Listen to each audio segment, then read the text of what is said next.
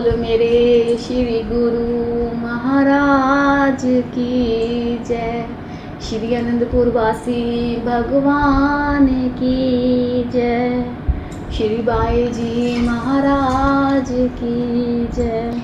सभी प्रेमी गुरुमुखों को जय श्री सच्चिदानंद। तो आज एक बहुत सुंदर सा सत्संग मैं आप सभी के लिए लेकर के आई हूँ। बहुत सुंदर कहानी है, बहुत अच्छे संतों ने बहुत अच्छे से समझाने की कोशिश करी है। एक कहानी के जरिए समझाया गया है कि कैसे हम अपने मानव जीवन को सत्संग से, संतों की शरण से अपने जीवन का उद्धार कर सकते हैं, जो कि हम इस संसार के कामों में फंस करके भूल गए हैं। आइए सुनते हैं।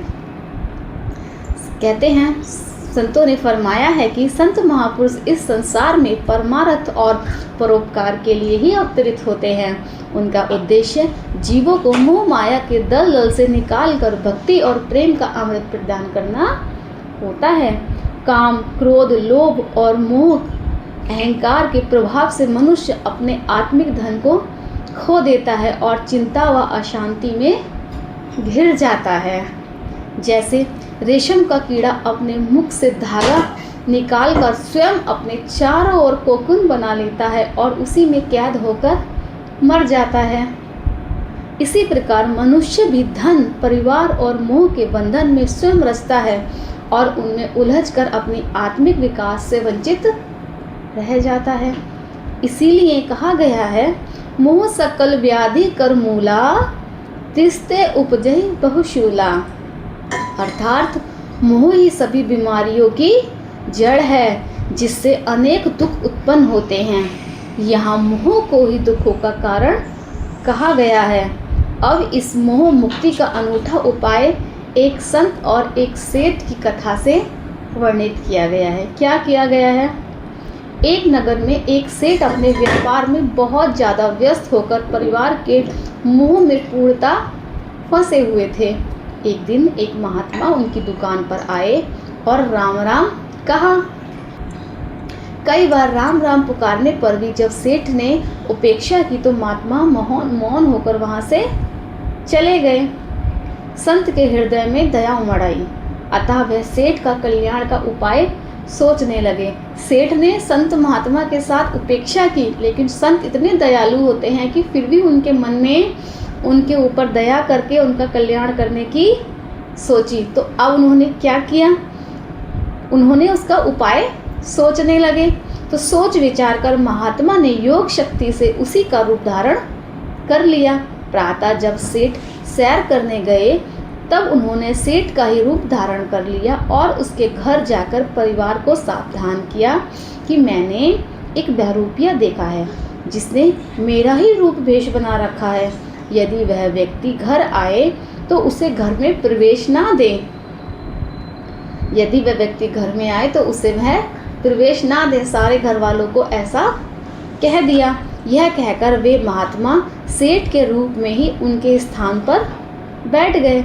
जब वास्तविक सेठ घर लौटा तो उसे बहरूपिया समझकर घर वालों ने घर से निकाल दिया, परंतु बहुत चीखने चिल्लाने पर भी किसी ने भी उसकी एक नहीं सुनी। अंत में न्यायालय की शरण में गया। वहां भी महात्मा ने पूरा घर का विवरण बताकर स्वयं को ही असली सेठ सिद्ध कर दिया। असली सेठ निराश होकर और सब कुछ खोकर नदी के किनारे जा बैठा।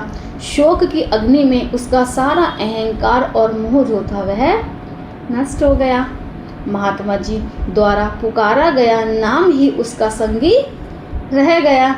निराश सेठ के लिए अब ईश्वर की शरण के अतिरिक्त कुछ नहीं था। उसी का नाम जपने लगा। संतों के वचन उसे याद आने लगे, जिस नाम को वो उसने अपने काम में इतना बिजी होने की वजह से ध्यान नहीं दिया, सुना नहीं, आज वह उसी नाम को याद करने लगा। श्वास सांस में नाम जप, वृद्धा श्वास मत खोए, ना जानू कि अंत का यही श्वास ही होए।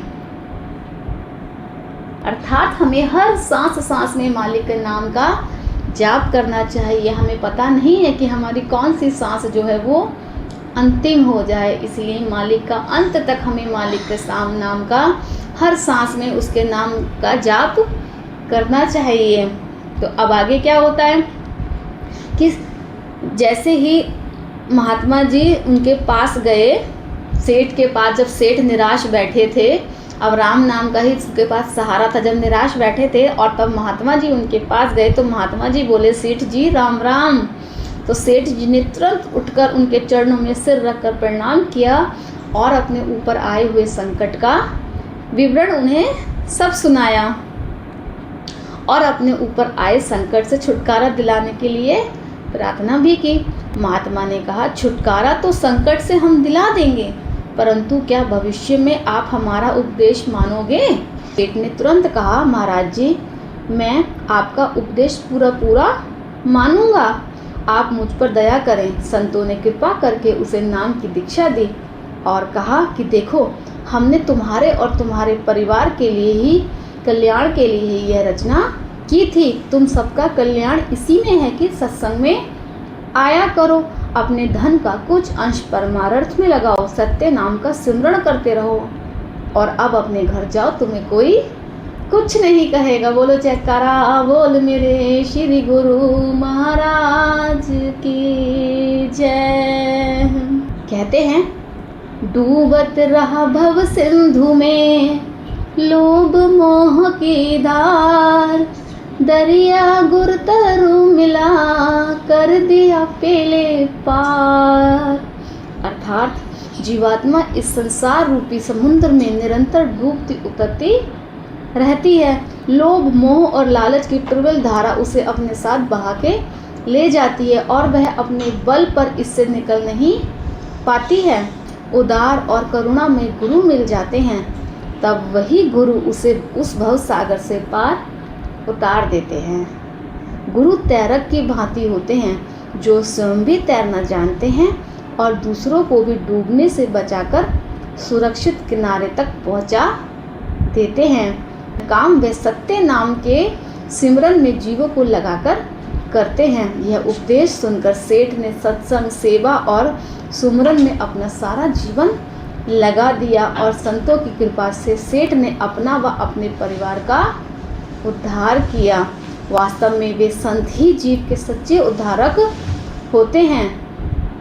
डूब रहा था इस दरिया में, कोई न था खेलनहारा, दूर दूर तक दिखता ना था इस जीवन का कोई किनारा। तभी हुई एक अद्भुत कृपा, मिले मुझे गुरु रूपी खेवनहार, जिनके ज्ञान की एक किरण ने दूर किया अंधकार। बोलो जयकारा बोल मेरे श्री गुरु